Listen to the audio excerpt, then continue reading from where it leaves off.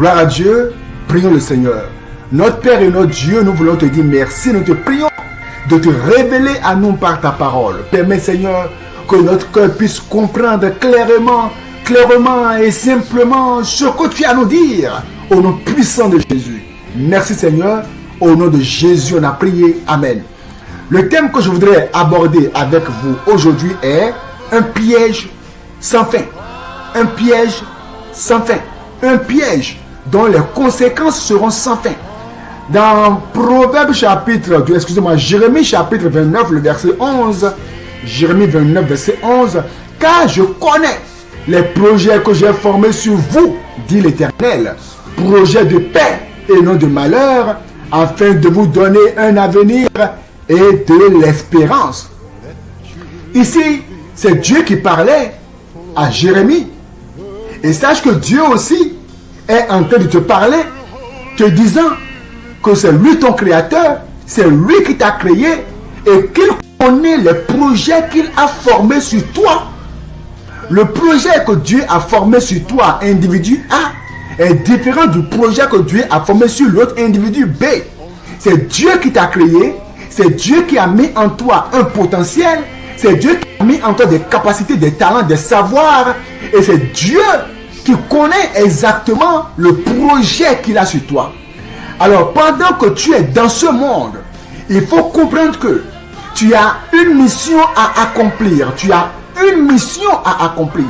Si Dieu, malgré les milliards de personnes qui étaient sur terre, a voulu encore te créer, c'est parce qu'il sait que tu as une mission à accomplir sur terre. Une mission que personne ne peut accomplir si ce n'est toi. Alors il dit, je connais les projets que j'ai formés sur toi.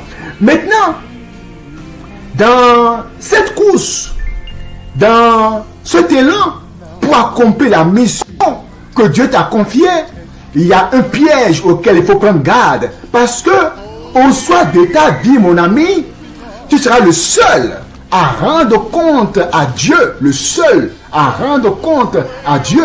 Mais l'apôtre Paul, lui, dans le livre de 2 Timothée, chapitre 4 au verset 7, il a dit, j'ai combattu le bon combat, j'ai achevé la course, j'ai gardé la foi. Désormais, la couronne de justice m'est réservée. Le Seigneur, le juste juge, me la donnera dans ce jour-là, et non seulement à moi, mais encore à tous ceux qui auront aimé son avènement. L'apôtre Paul a combattu le bon combat.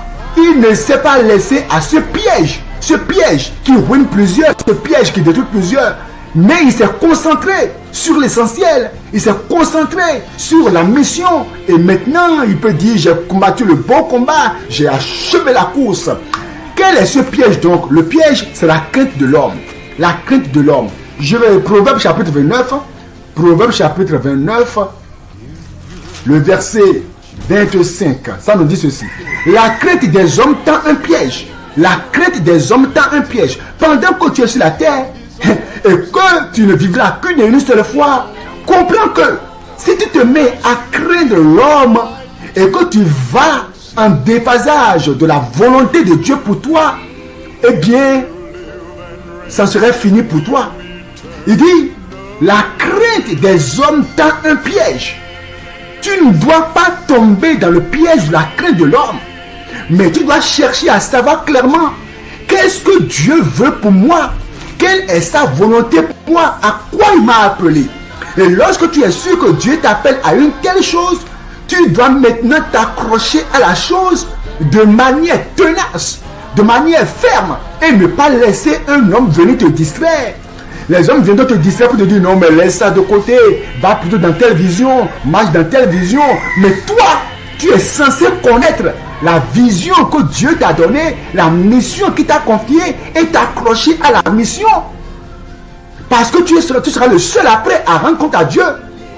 Dans Galates chapitre 1 verset 10. Et maintenant, est-ce la faveur des hommes que je désire ou celle de Dieu? Dieu t'a appelé à quoi? À quoi Dieu t'a appelé? Est-ce que tu es dans la vision des hommes ou dans la vision de Dieu? Tu es en train d'accomplir, d'aider des gens à accomplir leur mission, ou tu es en train de vivre pour la mission que Dieu t'a confiée? Et maintenant, est-ce la faveur des hommes que je désire ou celle de Dieu? Est-ce que je cherche à plaire aux hommes?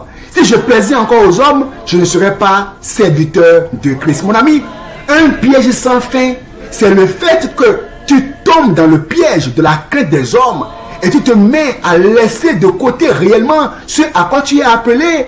Et tu cherches à plaire aux hommes, à avoir leur éloge, à avoir leur approbation, à avoir leur acclamation. Tu cherches à attirer les regards des hommes sur toi. C'est pas ça l'essentiel.